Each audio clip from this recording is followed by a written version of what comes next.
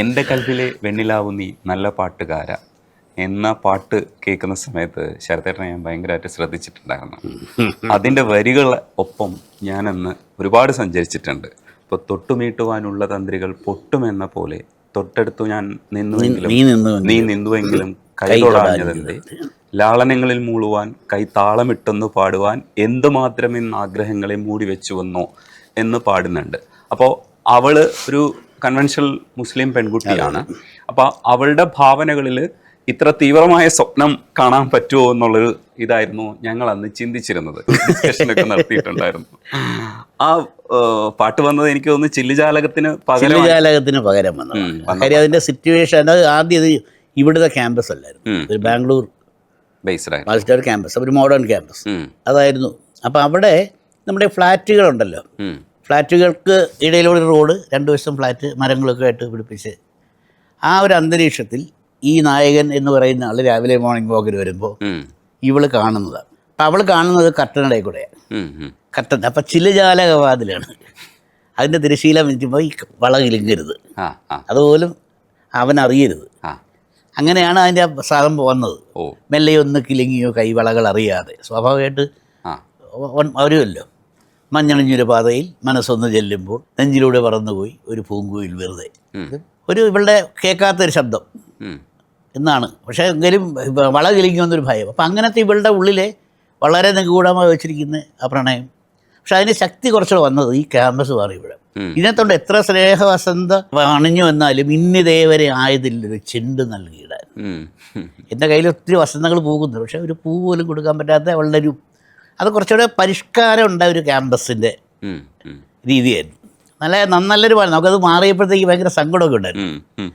പക്ഷെ അത് കഴിഞ്ഞ് കോട്ടയത്തേക്ക് വന്നു. നമ്മുടെ ക്യാമ്പസ് എന്നുള്ളത് 90കളിൽ അല്ലെങ്കിൽ 80കളിലെ കാലഘട്ടത്തിലെ ക്യാമ്പസിലേക്ക് വന്നു. അപ്പോൾ അവിടെ വന്നപ്പോഴത്തേക്കാണ് പിന്നെ എൻ്റെ ഒരു അന്തരീക്ഷം, ഞാൻ പഠിച്ചതൊക്കെ ആ ഒരു മട്ട. അതിനകത്ത് സുഖാരൻ എന്നുള്ളതല്ല, അത് ഇപ്പോൾ രാജുവിൻ്റെ പൃഥ്വിരാജിൻ്റെ ക്യാരക്ടറൊക്കെ ഞാനൊക്കെ ഒരു എസ്.എഫ്.ഐക്കാരായിരുന്നു പഠിക്കുമ്പം.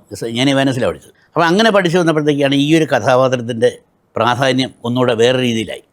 അപ്പോൾ ലാൽ ജോസാണ് ഇതിൻ്റെ കാര്യത്തെല്ലാം പറഞ്ഞതിൻ്റെ സംവിധായകൻ എന്ന് പറയുന്നയാൾ.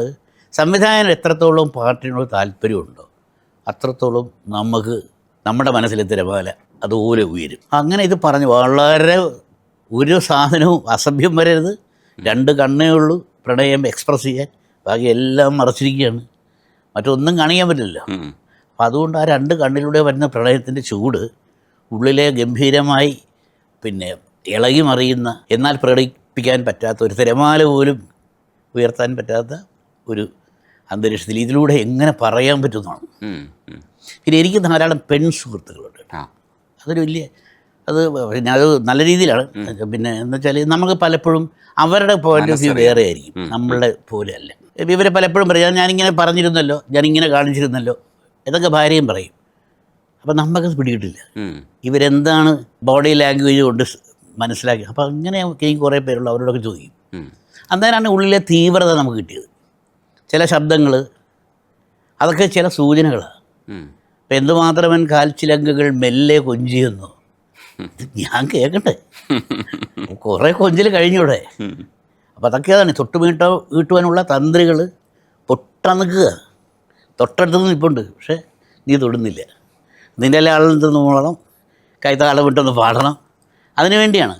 അപ്പം ഇന്ന് പറഞ്ഞ പോലെ അപ്പം ആ രണ്ട് കണ്ണിലൂടെ വരുന്ന പ്രണയം എത്രമാത്രം തീക്ഷണമാകണം. എന്നാൽ അതിനകത്തിൻ്റെ ഒരു അവളുടെ ഒരു കൺവെൻഷൻ ഉണ്ടല്ലോ, അവളുടെ ഒരു പശ്ചാത്തലം, അതിന് ഇത് വരരുത്. അപ്പോൾ അതിനകത്ത് ആദ്യം എഴുതി ഹൽവ എന്നുള്ളൊരു വാക്കായിരുന്നു, എൻ്റെ ഹൽവയിലെ ഹൽവ. കാര്യം മറ്റേ ക്യാമ്പസിലായിരുന്നു.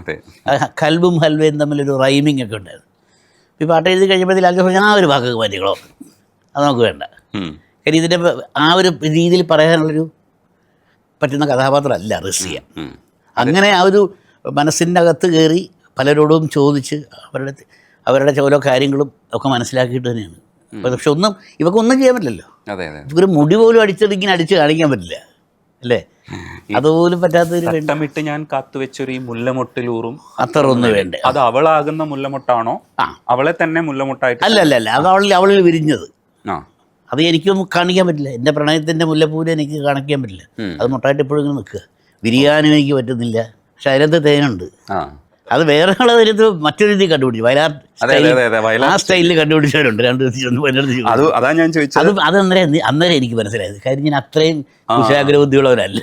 അതിനകത്തൊരു ഇറോട്ടിക് എലമെന്റ് ഞങ്ങൾ കണ്ടുപിടിച്ചു. പക്ഷെ എനിക്ക് എഴുതിയപ്പോൾ അങ്ങനെ സംഭവമേ ഇല്ലായിരുന്നു. കാര്യം അങ്ങനെ പാടില്ല എന്നാണ് ഈ പാട്ട് പറയുന്നത്. അങ്ങനെ യാതൊരുവിധ പിന്നെ പ്രകടനം അല്ലെങ്കിൽ വഴിതെറ്റിയ വർത്തമാനം പോലും ആ പാട്ടിൽ പാടില്ല എന്നുള്ളതുകൊണ്ട് ഞാൻ അങ്ങനെ ചിന്തിച്ചിട്ടേ ഇല്ല. പക്ഷെ കേൾക്കുന്നവരൊക്കെ ഞങ്ങൾക്ക് പറ്റിയെന്ന് വെച്ചാൽ ഈ തട്ടം എന്ന് പറയുന്നത് ഇവിടം വരെ നീളുന്ന ഒരു വസ്ത്രമാണ്. അപ്പൊ അതുകൊണ്ട് എന്റെ കൽബല്ലേ തന്നെ അതിനകത്തായില്ല. അവിടെ ഉദിക്കുന്ന നിലാവാ നീ. ഇപ്പം നിലാവും മുല്ലപ്പൂവും തമ്മിലൊരു ബന്ധമുണ്ടല്ലോ. അതെ, അത് മൗനത്തിൻ്റെയാണ്. നീ എത്ര ഉയർന്നു നിൽക്കുമ്പോഴും തെളിഞ്ഞു നിൽക്കുമ്പോഴും നിന്നെ അടുത്തു വരാൻ പോലും പറ്റാത്ത, ഒന്ന് വിരിയാൻ പോലും പറ്റാതെ നിൽക്കുന്നൊരു മുല്ലമോട്ടാണ്. പാവം ഞങ്ങളെ ശരത്തേട്ടൻ തെറ്റിദ്ധരിപ്പിച്ചു. അല്ല, അത് എനിക്ക് നല്ല പാഠമായി. കാര്യം അതാണല്ലോ എൻ്റെ ഗുണം. നമ്മളിപ്പോൾ എവിടെയാണെങ്കിലും ഈ രണ്ടാമതൊരാൾ നമ്മളോട് ചർച്ചയ്ക്ക് വരുമ്പോൾ നമുക്ക് തുറന്നു കിട്ടുന്ന വേറൊരു വഴിയാണ്. അത് വലിയൊരു കാര്യം. പിന്നെ അതാണല്ലോ നമ്മൾ നാക്ക് തുറന്ന് വർത്താനം പറയുന്നത്. വിഡ്ഢിത്തരം പറഞ്ഞാൽ ഞാൻ വിഡ്ഢിത്തരം പറയുന്നവനാണ്. വിഡ്ഢിത്തരം പറയാൻ എനിക്ക് യാതൊരു മടിയില്ല.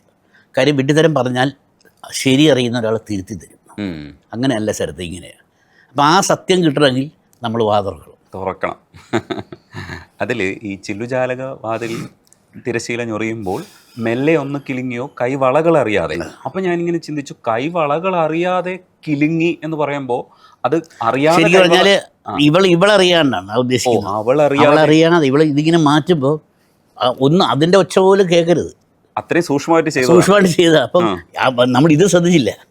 ഈ ചില ഏത് കൊലപാതകത്തിനും ഒരു ലൂപ്പ് ഉള്ളൂ എന്ന് പറഞ്ഞാൽ ഇത് കിലുങ്ങരുത്. വളകൾ കിലുങ്ങിയത് വളകൾ അറിയാണ്ട് എൻ്റെ പ്രവൃത്തി കൊണ്ട് വള കിലുങ്ങിയപ്പോൾ ഞാനാണ് അറിഞ്ഞില്ല. അത് കിലുങ്ങാൻ പാടില്ലായിരുന്നു. കിലുങ്ങിപ്പോയി. അതേപോലെ കാറ്റാടി തണലും തണലത്തര മതിലില്ലാ മനസ്സുകളുടെ പ്രണയക്കുളിരും എന്ന് പറയുമ്പോൾ തണലത്ത് അരമതില് അത് ഒരു അക്സെപ്റ്റൻസ് ആണ്. മതിലുകൾ വന്നു തുടങ്ങി എന്നുള്ള അക്സെപ്റ്റൻസ് ഒന്നതല്ല. ഇപ്പം എല്ലാ ക്യാമ്പസിലും സംഭവം മിക്കവാറും അരമതിലുകളുണ്ട്. ചില ഇപ്പം ക്യാൻറ്റീനും അല്ലെങ്കിൽ ഇപ്പം ഞാൻ പഠിച്ച യുവാനസിൽ മെയിൻ കോളേജിൻ്റെ ഏറ്റവും സ്ത്രീകളുടെ റെസ്റ്റോറൻറ്റും തമ്മിൽ ചെറിയ മതിലുണ്ട്. വലിയ പൊക്കൊന്നുമില്ല, ഒരു ചുമ്മാ ഒരു അതിരിതിരിക്കുന്ന രീതിയിൽ. ഈ വാസ്തുക്കാരൊക്കെ പറയത്തില്ല ഇത്രയും പൊക്കത്തിന് മതിലുകൾ. അപ്പം അങ്ങനെയുള്ള അരമതിലുകളുണ്ട് പല സ്ഥലം. ചിലടത്ത് മരത്തിന് ചുറ്റും തറകളായിരിക്കും. അപ്പം ഈ അരമതിലൊരു ഇരിക്കുന്ന സ്ഥലം മിക്കവാറും ഇവരെ. അപ്പോൾ അതുണ്ട്. കാറ്റാടി ഒരു ക്യാമ്പസിൻ്റെ ഒരു ആൽമരമാണ്. ഞാനത് എല്ലായിടത്തും ഞാൻ പോയിട്ടുണ്ട്. കോളേജ് യൂണിയൻ ഇലക്ഷന് അന്ന് 2 യൂണിവേഴ്സിറ്റി ഉണ്ടായിരുന്നു. മഹാത്മാഗാന്ധി ഇല്ല. കോഴിക്കോടും കേരളമുണ്ട്. കേരള യൂണിവേഴ്സിറ്റിയുടെ കൗൺസിലേഴ്സിനെ കാണാനായിട്ട് വോട്ട് പിടിക്കാൻ എല്ലാ കോളേജിലും ഞാൻ പോയിട്ടുണ്ട്. അപ്പോൾ പോകുമ്പോൾ മിക്കവാറും കോളേജിൽ ഈ അമ്പലത്തിൽ അരയാലെന്ന് പറഞ്ഞ പോലെ ഒരു കാറ്റാടിയെങ്കിലും കാണും. അപ്പം അത് ക്യാമ്പസിൻ്റെ ഒരു മരമായിട്ട് അങ്ങ് ദത്തെടുത്ത് ഞാൻ കേട്ടോ. അത് തന്നെയാണ്. അപ്പം അങ്ങനെ ആ കാറ്റാടി തണലത്തൊരു ഇത് കാണിച്ചു. എന്തെങ്കിലും ഈ CMSലൊക്കെ ഉണ്ട് ചെറിയ ചെറിയ കെട്ടുകൾ. അവിടെയാണ് ഇരിക്കുന്നത്. അവിടെ മതിലുണ്ടെങ്കിൽ കൂടിയും ഇവർക്ക് മതിലില്ല. അതൊക്കെ ഞാനൊക്കെ പഠിക്കുന്ന സമയത്ത് ഞാൻ കോളേജിൽ കണ്ടിട്ടുള്ള ചില വിക്രിയകളാണ്. ഞാൻ യഥാർത്ഥത്തിൽ സങ്കല്പിച്ചത് സ്നേഹമതിൽ പോലെയുള്ളൊരു സംവിധാനം പല സ്ഥലങ്ങളിലും അതെ കണ്ടോ പുതിയ ഇത് എനിക്കുള്ള പുതിയ അറിവ്. അപ്പം ഞാൻ വിചാരിച്ചു മതിലുണ്ട്, പക്ഷെ അതൊരു സ്നേഹമതിൽ പോലെയാ. അതിനുള്ളിൽ നിന്നും നമുക്ക് ഈ പ്രണയക്കുളിര് കിട്ടുന്ന രീതിയിലുള്ള മതിലുകളെ ഉള്ളൂ. അത് മറികടക്കാൻ ഈ പറയുന്ന പ്രണയത്തിന്റെ കുളിരിന് കഴിയും എന്നുള്ളൊരു അർത്ഥവും കൂടി ഞങ്ങൾ കണ്ടിട്ടുണ്ടായിരുന്നു. ആ മതിലിനെയൊക്കെ മറികടക്കാൻ പിന്നെ അല്ലേ അതെ അവിടെ മതിലേ ഇല്ലല്ലോ. അതെ അതെ, പ്രണയത്തിന് കഴിയും. പ്രണയത്തിന് പിന്നെ അത് വല്ലാത്തൊരു അതും ഈ പറഞ്ഞ പോലെയാ. നമുക്ക് അதைയും എഴുതിയ പാട്ട് ഇതല്ല ശരിക്കും. വേറൊരു പാട്ടുണ്ടായിരുന്നു. അത് പിന്നെ കാസറ്റിലേക്ക് വന്നില്ല എന്ന് എനിക്ക് തോന്നുന്നു. എത്ര കാലം നാം ദൂരെ എന്നാലും മായുമോ നീ സൗഹൃദത്തിൻ വാസന പോയി.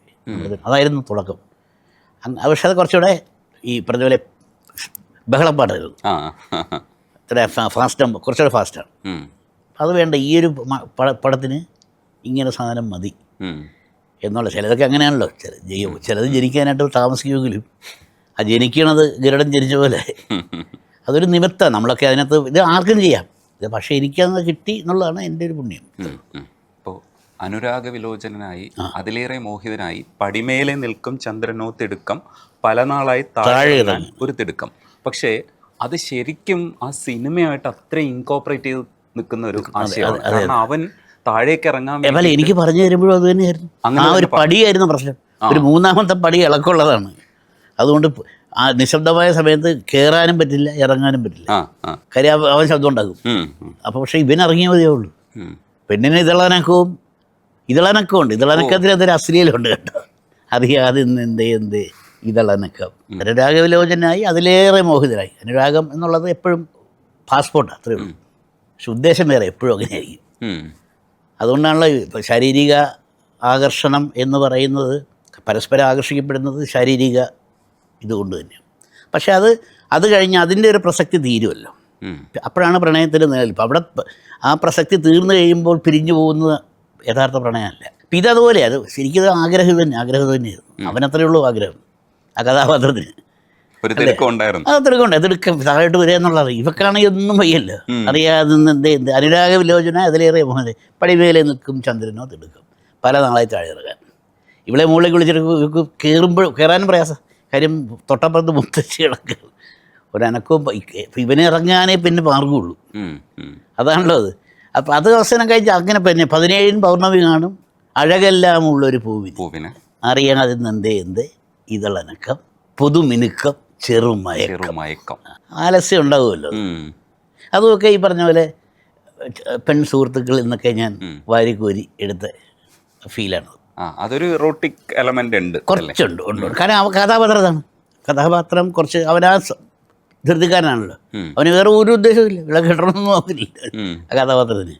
അത് പിന്നെ അത് കാത്തിരിപ്പവും വിങ്ങലല്ലേ, കാലമിന്നോ മൗനമല്ലേ, മൗനം തീരില്ലേ എന്നുള്ള ചില വെപ്രാളമാണ്. പിന്നെ അതങ്ങനെ തന്നെയാണ് എനിക്കൊന്നത്. കൗമാരത്തിലൊക്കെ നമുക്ക് ഉണ്ടാകുന്നത് ഈ കാണണം എന്നുള്ള വിചാരവും അടുത്തിരിക്കും എന്നുള്ള വിചാരവും ഒക്കെ ആ പ്രായത്തിലൊക്കെ വളരെ കൂടുതലായിരിക്കും. ഇന്നതിപ്പോൾ എത്രമാത്രം അതിനകത്ത് ചൂടുണ്ട്, ജ്വാലയുണ്ടെന്ന് എനിക്കറിയില്ല. പക്ഷെ നമ്മുടെയൊക്കെ ഇപ്പോൾ എൻ്റെയൊക്കെ പ്രായത്തിലൊക്കെ വളരെ ഒരു പ്രണയം എന്നൊക്കെ പറഞ്ഞാൽ ഭയങ്കര പൈസൽസ് എഴുതുന്നതൊക്കെ കഷ്ടമാണ്. കാര്യം പുസ്തകം ഇല്ലല്ലോ, സിലബസ് ഇല്ല, എന്തും കഷ്ടം എന്നറിയാം. എവിടുന്ന് ആര് പറഞ്ഞു ചോദിക്കാൻ പറ്റുമോ? അങ്ങനെയൊക്കെ ചില പ്രശ്നമുണ്ട്. കാര്യം ആ കാലത്ത് നമ്മൾ ഒട്ടും ചോദിക്കില്ല. കാര്യം അന്നൊക്കെ പഠിക്കുന്ന കാലത്ത് ക്ലാസ്സിൽ ഇരുന്ന് ഇവിടെ പെൺകുട്ടികൾ ഇവിടെ ആൺകുട്ടികൾ അങ്ങനെയല്ലേ വർത്തമാനം പറഞ്ഞാൽ കൊണ്ടേ ഇരുത്തുന്നത് പെൺകുട്ടികൾ നടക്കുക. നമുക്ക് എന്തുകൊണ്ടോ ഇത് ഇത്രയും വലിയ ജയിലില്ലെന്ന് തോന്നും. അന്നങ്ങ് പരീക്ഷയ്ക്ക് കോപ്പി അടിക്കണമെങ്കിൽ പിടിച്ച് 2 പെണ്ണുങ്ങൾ നടക്കുക. പിന്നെ വല്ലതും നടക്കും. ഇന്ന് അവർ തമ്മിൽ അങ്ങോട്ടും ഇങ്ങോട്ടും ആ കാലമായി. അല്ല, ഇത് അന്നത്തെ കാലത്തിൻ്റെ അവസ്ഥ പറയുക. ഇപ്പം അതും ഇത് തന്നെയായിരുന്നു എല്ലാം ഇത് പറഞ്ഞ അങ്ങനത്തെ ഒരു അവസ്ഥ. പക്ഷെ ഇത് ഒരിക്കലും എങ്ങും ആവില്ല എന്നുള്ളൊരു തലത്തിലേക്ക് കൊണ്ടുപോവുകയാണ്. രാക്കടമ്പൻ ഗന്ധമോടെ അങ്ങനെയാണല്ലോ, വീണ്ടും ചേരില്ല എന്നുള്ള കൊതി മാത്രമേ ഉള്ളൂ, വേറെ ഒന്നുമില്ല. ആഗ്രഹത്തിന് എന്തും ആകാമല്ലോ, ആരും അറിയാണ്ട് നമുക്ക് മനസ്സിനെ സഞ്ചരിപ്പിക്കാം. പക്ഷെ അതിനകത്ത് ഇവക്ക് അത് അത്രയും ഉണ്ടോയെന്ന് അറിയില്ല. ഇവിടെ പാവല്ലേ, സാധുവല്ലേ. പക്ഷേ ഇവനതല്ല, ഇവന് ഒരു ഉദ്ദേശം മാത്രമേ ഉണ്ടായിരുന്നുള്ളൂ. ഈ മുറ്റത്തെ മുല്ലേ ചൊല്ലു കാലത്തെ നിന്നെ കാണാൻ വന്നെത്തും തമ്പ്രാൻ ആരാരോ എന്ന് ചോദിക്കുന്നത് ശരിക്കും കാറ്റിന്റെ പാട്ടാണെന്നുള്ളത് എനിക്ക് അറിയില്ലായിരുന്നു. എന്നെ ഈ കഥാപാത്രം ഇത് എന്ന് പറഞ്ഞാൽ മായാവിയാണല്ലോ.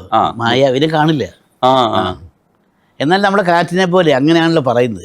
ഇവന്റെ പ്രസൻസ് എല്ലാം ഫീൽ ചെയ്യിക്കുന്നതും ഒക്കെ കാറ്റിന്റെ ഒരു രീതിയിലാണ്. അപ്പം അതിനകത്ത് അങ്ങനെയാണല്ലോ കാണിക്കുന്നത്. ഒരുപക്ഷെ ഷാഫിയത് വളരെ ഷാഫിയതൊക്കെ അദ്ദേഹം മരിച്ചു എന്നുള്ളത് സങ്കടം മാറില്ല. കാര്യം ഞാൻ പലതവണ എഴുതി കൊടുത്തു ഷാഫിക്കത്. വേറെ ഒന്നും കൊണ്ടല്ല, ഇങ്ങനെ മിനിക്കുകയോ എല്ലാം എടുത്തിട്ട് മാറ്റി വയ്ക്കും. എന്നിട്ട് അതിങ്ങനെ എടുത്ത് അവസാനം ചരണം വരുന്ന സിനിമയിലില്ല. കാര്യം ആ ചരണം കൂടെ വന്നെങ്കിലേ അപ്പം അത് പൂർണ്ണത. കണ്ടിട്ടുണ്ടല്ലേ മായക്കാറ്റല്ലേ, മായക്കാറ്റെന്ന മായാവിയുണ്ട്. അതാണ് എൻ്റെ ഏറ്റവും ലാസ്റ്റ് വരെ. അവസാനം അറിയുന്ന അങ്ങനെ കണ്ടിട്ടുണ്ടല്ലേ മായക്കാറ്റല്ലേ കൊഞ്ചിക്കുന്നില്ലേ എന്താണ് അതൊന്നും അറിയില്ല. ആദ്യം ആരാന്നറിയില്ല, ഒന്നും അറിയില്ല. അവസാനമാണ് ലാസ്റ്റ് ലൈൻ. അതാ ഷൂട്ട് ചെയ്തപ്പം അത് വേണം, അത്രയും ലെങ്തി ആ പാട്ട് വേണോ എന്നൊരു സംശയമൊക്കെ ഉണ്ടായി, ബൊമ്മക്ക് ഉൾപ്പെടെ. കാര്യം എൻ്റെ ക്ലൈമാക്സിൽ അടിയും ബഹളമൊക്കെ കഴിഞ്ഞിട്ടേ ഇങ്ങനെ ഒരു പേസിലൊരു പാട്ട് എങ്ങനെ അതിൻ്റെ സിനിമയുടെ ടെമ്പോയെ ബാധിക്കുമോ എന്നുണ്ടായിട്ട് സംശയമുണ്ടായിരുന്നു. ഷാഫി കണ്ടവനും അതിനെ ഇഷ്ടപ്പെട്ട് കൊണ്ട് ഷാഫി അത് എന്തായാലും ചെയ്യാം, ഞാൻ ഈ പാട്ട് ഇഷ്ടപ്പെട്ടു പോയി, ഇനി അഥവാ കട്ട് ചെയ്ത് ഞാനൊരു കാര്യം എൻ്റെ ചിലവിൽ ഞാനത് ചിത്രീകരിച്ചോളാം, എന്നിട്ട് വേണമെന്നുണ്ടെങ്കിൽ പ്രൊഡ്യൂസർ പൈസ കളയണ്ട എന്നുള്ള ഷാഫിയുടെ റിസ്കിൽ അത് എടുത്തേണ്ട. പക്ഷെ അത് പിന്നീട് എല്ലാവരും തന്നെ പറഞ്ഞു അതൊരു പിന്നെ അധികപ്പറ്റോ അല്ലെങ്കിൽ ആ പടത്തിന് ടെമ്പോയോ ബാധിക്കുന്ന രീതിയിലായിരുന്നില്ല, അതിന് വേറൊരു തലം ഉണ്ടായിരുന്നു. പാട്ടും നല്ലതായിരുന്നു, മഞ്ചരിയും അതേപോലെ ശാന്തു കുടഞ്ഞൊരു സൂര്യൻ മാനത്ത് എന്ന് പറയുന്നത് ശരിക്കും ഷഹബാസമൻ്റെ വോയിസ് ഓഫ് അതും ഇഷ്ടമല്ലേയും ഷഹബാസാണ് പാടിയത്. ആ മനുഷ്യൻ്റെ വോയിസിൽ ആ പാട്ട് വന്നു കഴിഞ്ഞപ്പോൾ എനിക്കിപ്പോഴും ഞാൻ ആവർത്തിച്ച് കേൾക്കുന്ന പാട്ടാണ്. ഒരുപക്ഷെ ഷഹബാസ് അല്ലാതെ വേറൊരാൾ പാടിയാൽ നമ്മൾ ആ പാട്ട് ഇതാദ്യം ചാന്തുപോട്ടല്ലായിരുന്നു പടം, അതറിയാമല്ലോ, അത്ഭുത വിളക്ക് എന്നായിരുന്നു ഈ പടത്തിൻ്റെ പേര്. സുനാമിക്ക് മുമ്പ് ഒരു അമേരിക്ക എന്നുള്ളൊരു പ്രൊഡ്യൂസറായിരുന്നു എൻ്റെ, ഒരാളായിരുന്നു പ്രൊഡ്യൂസർ. അദ്ദേഹം വന്ന് എടുക്കാൻ നമ്മൾ എല്ലാം നോക്കിയിരുന്നപ്പോഴാണ് ഈ സുനാമി വരുന്നത്. സുനാമി വന്നിട്ട് അദ്ദേഹം തിരിച്ചു പോയി. ഇത് പ്രോജക്റ്റ് കാര്യം തീരെ കടൽത്തീരെ ഇല്ല, കടൽത്തീരെ മുഴുവൻ തിര കവർന്നല്ലോ. പിന്നെ ഇപ്പോൾ ഇതിനൊരു ഈ പ്രോജക്റ്റിന് എത്രമാത്രം സാധ്യതയുണ്ട് എന്നറിഞ്ഞ് അങ്ങനെ മടങ്ങിപ്പോയത്. പിന്നീടാണ് ലാലേട്ടൻ, നമ്മുടെ സിദ്ദീഖ് ലാലേട്ടൻ പ്രൊഡ്യൂസറാകുന്നത്. ആ ചാന്ത് പൊട്ടെന്നുള്ള പേര് വരുന്നതൊക്കെ പിന്നീടാണ്. അപ്പോൾ ഇതിൻ്റെ റെക്കോർഡിങ് നമ്മൾ എഴുതി കഴിഞ്ഞു. ഇത് എഴുതി ട്യൂൺ ചെയ്തതാണ്. അതിനകത്ത് 3 പാട്ടും എഴുതി ട്യൂൺ ചെയ്ത് ഗോവൻ സോങ് മാത്രമേ ഉള്ളൂ നമ്മൾ ഫുള്ളായിട്ട് ട്യൂൺ തന്നിട്ട് എഴുതി ചെയ്തെങ്കിലും അതിനകത്ത് ചില മാറ്റങ്ങൾ വിദ്യാസാഗർ സാർ വരുത്തി. ചില ഒരേ നമ്മൾ എഴുതുമ്പോൾ നമുക്കൊരു പാറ്റേൺ വരുമല്ലോ, അതിൽ നിന്ന് മാറ്റിയിട്ട് സംഗീതത്തിൻ്റെ കുറേ എലമെൻറ്റ് കൂടെ ചേർത്ത് ഇതിനകത്തൊക്കെ വന്നിട്ടുണ്ട്. അങ്ങനെ ചില സാധനങ്ങൾ അഡീഷൻ കൊണ്ട് നമ്മളത് ഫില്ല് ചെയ്ത് കൊടുക്കും. അപ്പോൾ അങ്ങനെ പാടിക്കഴിഞ്ഞു. ഞങ്ങൾ രാത്രിയിൽ പിറ്റേ ദിവസം റെക്കോർഡിങ്. അപ്പം പിന്നെ ഇതെല്ലാം കഴിഞ്ഞ് പാടിക്കഴിഞ്ഞ് എനിക്ക് ഈ ചില ആൾക്കാരുടെ എനിക്കറിയില്ല അവരുടെയൊക്കെ എല്ലാവരിലും ഉണ്ടാകും കേട്ടോ. എനിക്ക് നമുക്കിപ്പോൾ അനുഭവം പരിചയമുള്ളതുകൊണ്ടാണ്. രാത്രിയായപ്പോൾ വെറുതെ ഒരു ഫോണെടുത്ത് കോഴിക്കോടേക്ക് വിളിക്കുക, ചെന്നൈയിൽ നിന്ന്. ഷഹബാസാണോ, പ്ലെയിൻ കയറിക്കോ, നാളെ ഒരു പാട്ടുണ്ട്. ഏതോ സമയത്ത് എപ്പോഴോ ഒരു ഗസലോ എന്തോ കോഴിക്കോട് വെച്ചിട്ട് ഷഹബാസിൻ്റെ പാട്ട് കേട്ട ഓർമ്മയാണ്. പക്ഷേ വർഷങ്ങൾ കഴിഞ്ഞിട്ടും അത് ഓർത്തിരുന്ന് രാവിലെ ഷഹബാസ് എത്തി. അപ്പം നമ്മൾ സൂര്യൻ ചാന്ത് കുടഞ്ഞൊരു മാനത്ത് എന്നൊരു ആദ്യം നാണം പൊട്ട് തൊടുന്നൊരു തീരത്ത്. അപ്പം ലാലേട്ടന് ഈ ലിറിക്കൽ സെൻസ് എൻ്റെ ഒരു അനുഭവത്തിൽ നന്നായിട്ടുണ്ട് എടുത്ത് നോക്കിയിട്ട്. അതൊക്കെ ചിലപ്പോൾ ചിലക്കൊക്കെ വേണ്ടി പാട്ട് എഴുതാനുള്ളൊരു കൊതി അവിടെയാണ്. ഈ ഭാഷ ഇങ്ങനെ കടവാനിൽ ലാളിക്കുന്നവരുടെ മുമ്പിൽ നമുക്ക് എന്ത് വിട്ടുവീഴ്ചയും എന്ന് ചെയ്യാൻ നമുക്ക് ഇഷ്ടപ്പെടും. അതെനിക്ക് ചിലപ്പോൾ മറുവശം ഉണ്ടായിട്ടുണ്ട് കേട്ടോ. ഭാഷ എന്താണെന്നറിയാൻ വയ്യാത്തവർക്ക് വേണ്ടി തിരുത്തേണ്ടി വരുന്ന ഗതികേടും ഉണ്ടായിട്ടുണ്ട്. അപ്പോൾ ഇതിങ്ങനെ ഇത് പാടിക്കഴിഞ്ഞപ്പോൾ ലാലേട്ടൻ രാവിലെ വന്നു 10 മണിക്ക് റെക്കോർഡിങ് വന്നു കഴിഞ്ഞിട്ട് ചരിത്രം നമുക്കേ ഈ സൂര്യനെയും ചാന്ദിനെയും അങ്ങോട്ടും ഇങ്ങോട്ടും മാറ്റിയായിരുന്നു നമ്മുടെ പടമായിട്ട് ചേരുന്ന വാപ്പ് ടൈറ്റായിട്ട് വരും. അങ്ങനെയാണ് ചാന്ത് കുടഞ്ഞൊരു സൂര്യൻ എന്നതിനകത്ത് പൊട്ട് തൊടുന്നത്. അത് ലാലേട്ടൻ്റെ തരത്തില്ല. അല്ല പിന്നെ അത് ഞാൻ പറയാം, അത് നമുക്കത് എനിക്ക് മൈലേജ് കിട്ടിയല്ലോ. അപ്പോൾ മറ്റേതായാലും ചിലപ്പോൾ കിട്ടുമായിരിക്കാം. പക്ഷേ ആ പാട്ടും സിനിമയുടെ പേരും ഈ പാട്ടുമായിട്ട് ലിങ്ക് ചെയ്യാനായിട്ട് ഒരു സഹായം വന്നപ്പോൾ അത് കൂടുതൽ പേര് അത് അന്വേഷിക്കാനും കാരണം ഷഹബാസിൻ്റെ ശബ്ദം ഒന്ന്, പിന്നെ അതിനകത്ത് അതീ പറഞ്ഞ പോലെ വളരെ 4-4.5 മണിക്കൂർ എടുത്തു ആ സിറ്റുവേഷൻ പറഞ്ഞു തരാൻ. ഒരു കാരണവശാലും ഇവൻ പുരുഷനാവരുത്, പൗരുഷത്തിൻ്റെ ഒരു എലമെൻറ്റും ആ പാട്ടിൽ ഉടനീളം ഉണ്ടാവരുത്, എന്നാൽ ഇവൻ ആണാകുകയാണ്.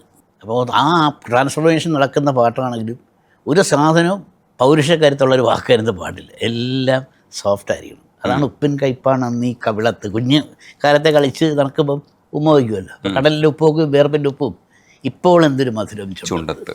ചെറിയൊരു മാറ്റം, അത് ചെറിയ മാറ്റമല്ല എങ്കിലും അവനെ സംബന്ധിച്ച് പറയുമ്പോൾ അന്ന് ഉപ്പ് മാത്രം ശീലിച്ച് ഇപ്പോൾ നല്ല മധുരം എന്ന് പറയുന്ന ഒരു വളർച്ചയില്ലാത്തൊരു അവസ്ഥയുണ്ട്. പക്ഷെ നമ്മുടെ മാനസികമായി നമ്മൾ വളർന്നു കഴിഞ്ഞാൽ നമുക്കറിയാം പ്രായം കഴിയുമ്പോൾ അല്ലേ, ഇപ്പോൾ മൂത്രമൊഴിക്കാനുള്ള വിഗ്രഹം മാത്രമല്ല പുള്ളി എന്നുള്ളൊരു പ്രായം കഴിയുമ്പോൾ നമ്മൾ തിരിച്ചറിയും. ആ തിരിച്ചറിവ് ഇല്ലാത്തൊരു കഥാപാത്രമാണ് അത്ര ഇല്ലാത്തത്. അപ്പോൾ അത് 4 ഇത്രയും എടുത്തെടുത്തിട്ടാണ് ചെയ്തത്. ഓരോന്നും അങ്ങനെ പുതിയാപ്പിള കോരാന്നൊരു കോരയാണ്, പലയിടത്തും പല മീനത് കടലുമായിട്ട് ബന്ധപ്പെട്ട മീൻ അങ്ങനെ കിട്ടും. പല സ്ഥലങ്ങളും തിരക്കി ഇങ്ങനെ ഒരു. അപ്പോൾ എവിടെയോ ഏതോ കേരളത്തിൽ ഒരു സ്ഥലത്ത് പറയുന്ന പുതിയാപ്പിള കോരയാണ്. അപ്പോൾ ഇവനെ സംബന്ധിച്ചൊരു പുതിയാപ്പിള കോരയാണ്, മുള്ളെല്ലാം വന്നേ പോയി പുതിയാപ്പിള കോരയെ പോലെ എന്നുള്ള അവളുടെ സങ്കല്പം. അവൾക്ക് സന്തോഷമാണ് ഇവനിലൊരു ആൺ എലമെൻ്റ് ഉണ്ടാകുന്നത്. അങ്ങനെ അത് തന്നെയാണ് അത് ഈ പറഞ്ഞു തരുന്നത്. ഡ്രൈവിംഗ് എന്നൊരു വലിയ സംഭവമുണ്ട്. അത് എനിക്കറിയില്ല, ഒത്തിരി പേരുണ്ട് കേട്ടോ അങ്ങനെ ചെയ്തില്ലായിരുന്നല്ല. എല്ലാവരും ഞാൻ ചെയ്ത് വളരെ തുച്ഛം പേര് മാത്രമേ ഉള്ളൂ. ലോഹിദാസൊക്കെ അദ്ദേഹം എന്നെ ദേഷ്യപ്പെട്ടിട്ടുണ്ട്. ഞാനൊരു പടം എഴുതാണ്ട് പോകുന്നു. ഞാൻ വേറെ ഒന്നും കൊണ്ടില്ല, എനിക്ക് പെട്ടെന്നൊന്നും എടുത്തു തടാന്ന് പറഞ്ഞാൽ എടുത്തു തടാൻ എനിക്ക് പറ്റില്ല. അല്ലെങ്കിൽ അത് കൃത്യം അതൊരു പ്രൊഫഷൻ എന്നുള്ള ഫീൽ നമുക്ക് വേണം. ചിലപ്പോൾ ഇത് നടക്കിപ്പോൾ ക്ലാസ്മേറ്റ്സിലെ പാട്ടൊക്കെ ഒരു ദിവസം കൊണ്ടൊക്കെ 3 പാട്ടുണ്ടായതാണ്. അത് ചില സമയമാണ്. ഇത് നമ്മുടെ ഒരു നമുക്ക് എൻ്റെ ഒരു കഴിവ് എന്നുള്ളത് ഞാൻ ഇപ്പോഴും പറയില്ല കേട്ടോ. ഓരോരുത്തരും നമ്മളെക്കുറിച്ച് ഇങ്ങനെ പറയുമ്പോഴും ഇതിനു വേണ്ടി നമ്മൾ അനുഭവിച്ചൊരു വേദന എന്താണെന്ന് പലർക്കും അറിയില്ല. അത് വലിയൊരു കാര്യമാണ്. അപ്പോൾ ചിലപ്പോൾ ഇത് പക്ഷേ ഇപ്പം അങ്ങനെ പോയി ഇങ്ങനെ വെച്ചിരുന്ന് ഇദ്ദേഹം താൻ നല്ലൊരു പറഞ്ഞ പോലെ ഭാഷ അറിയാവുന്ന ഒരാളും കൂടെ അല്ലേ ലോകേട്ടനെ. അപ്പോൾ എന്നോട് ചോദിച്ചാൽ എങ്ങനെയാണ്, ഞാൻ സാധാരണ ഗിരീഷുമായിട്ട് ഇരിക്കുമ്പോൾ ഞാൻ ഗിരീഷിനെ ചീത്ത പറയും. ഗിരീഷിന് വഴക്ക് പറഞ്ഞാൽ ഗിരീഷിന് വാശി കൂടും എഴുതാൻ, അപ്പോഴും കൂടും. അപ്പോൾ അങ്ങനെ വല്ല ചെയ്യണം, നമുക്ക് അങ്ങനെ ചെയ്താൽ എൻ്റെ ഇന്ന് അക്ഷരം പോലും കിട്ടില്ല. അങ്ങനെ ഞാൻ അവസാനം ഒരു അത് എന്തോ പിന്നെ ഞങ്ങളവിടെ വെച്ച് തന്നെ ഇവിടെയായിരുന്നു, ഷൊർണൂരായിരുന്നു, മറ്റേ നമ്മുടെ ചക്കരമുത്തൽ. അങ്ങനെ പിന്നെ എഴുതാൻ അല്ല അങ്ങനെ ഞാൻ പറഞ്ഞു രണ്ട് പേരെ എല്ലാം ഉണ്ടല്ലോ. ഇപ്പം നമ്മൾ ചെയ്യുന്ന എല്ലാം ശരിയാണ് എന്നുള്ളൊരു ബോധമൊന്നുമില്ല. നമ്മൾ ചെയ്യുന്ന ഇപ്പം നമ്മളൊരു തുണിക്കടയിൽ കയറി കഴിഞ്ഞാൽ 100 തുണി എടുത്തിടും. ഇത് എടുക്കാണ്ട് പോന്നു കഴിഞ്ഞാൽ കടക്കാരൻ ദേഷ്യപ്പെട്ടിട്ട് വല്ല കാര്യമുണ്ട് എന്ന് പറഞ്ഞാൽ 10 പാട്ട് എഴുതി കൊടുക്കും. അപ്പോഴത്തെ അത് ബോധിക്കണം. അത് ഷാഫിനോട് വളരെ വ്യക്തമായിട്ട് പറഞ്ഞിട്ടുണ്ട്. കവിത എഴുതുന്ന പോലെ അല്ല ശരത്തെ പാട്ട്. കവിത ശരത്തിന് ഇഷ്ടമുള്ള പോലെ എഴുതാം, ഇഷ്ടമുള്ള വാക്ക് വയ്ക്കാം, എത്ര വരിയും പെടുത്താം, വായിക്കാൻ കൊടുക്കാം. അവർ വായിക്കാണ്ടിരിക്കുമോ, അത് ശരത്തിൻ്റെ പ്രശ്നമല്ല. ഞാൻ എൻ്റെ അഭിപ്രായം, എൻ്റെ കാഴ്ചപ്പാട് ഞാൻ എഴുതി വെച്ചു. യോജിക്കാം. പക്ഷേ സിനിമ പാട്ടതല്ല, കേൾക്കുന്നവൻ്റെയാണ്, എഴുത്തുകാരൻ്റെ അല്ല. കേൾക്കുന്നതിന് വേണ്ടിയാണ് നമ്മൾ എഴുതുന്നത്. അപ്പോൾ അതിനകത്ത് പല എലമെൻറ്റും നമ്മൾ കൂട്ടിച്ചേർക്കേണ്ടി വരും. ശരത്തിൻ്റെ മാത്രം ചിന്തയായിരിക്കില്ല. സംഗീതത്തിൻ്റെ എലമെൻറ്റ്, ക്യാമറാമാൻ്റെ എലമെൻറ്റ്, സംവിധായകൻ്റെ എലമെൻറ്റ്, അത്രയും പേരും കൂടെ ഇതിനകത്തേക്ക് ഇടപെടും. ആ ഇടപെടലാണ്, ഇത്രയും പേരുടെ ഇടപെടലാണ് ഒരു പാട്ട്. അപ്പോൾ അതുകൊണ്ട് നമ്മളൊരു പിടിവാശിയിൽ നിന്നൊരു കാര്യമില്ല. അങ്ങനെയൊക്കെ പറയുമ്പോൾ നമുക്ക് മനസ്സിലാവും, അത് തിരിച്ചറിയണം. കാര്യം കേൾക്കുന്നവർക്ക് വേണ്ടിയാണ് നമ്മൾ എഴുതുന്നത്, വായിക്കുന്നവർക്ക് വേണ്ടിയല്ല. അപ്പം അതുകൊണ്ട് അത് എല്ലാത്തരം അലക്സ് പറയും എപ്പോഴും എന്നോട്, എടോ താനൊരു പാട്ട് എഴുതുമ്പം എൻ്റെ മകൻ, അന്ന് അർജുനൻ ഏറ്റവും തീരെ ക്ലാസ് ബെൻസ് ചെയ്യുമ്പോൾ അവനും ഇഷ്ടപ്പെടണം, ONV സാറിനും ഇഷ്ടപ്പെടണം എന്ന് പറയും അലക്സ് പറയും. അലക്സ് അധികം ഈ പറഞ്ഞ പോലെ ലിറിക്കിലൊന്നും അങ്ങനെ ഇടപെടുന്നില്ല. ആ കാര്യം അലക്സ് തന്നെ പറയും, ഞാനങ്ങനെ വലിയ വായനക്കാരനൊന്നുമല്ല, എല്ലാവരും പറഞ്ഞു കേട്ട് പലരുടെ പുസ്തകം പുഴുവിനെ പോലെ തന്നെ പോലും ഞാൻ വായിച്ച് ബഹളം ഉണ്ടാക്കുന്നതൊന്നുമല്ല. പക്ഷേ എനിക്കും ഒരു സജഷൻ എനിക്ക് മനസ്സിലായില്ല എന്നുള്ള അവകാശമുണ്ടല്ലോ, അങ്ങനെ പറയും അലക്സ്.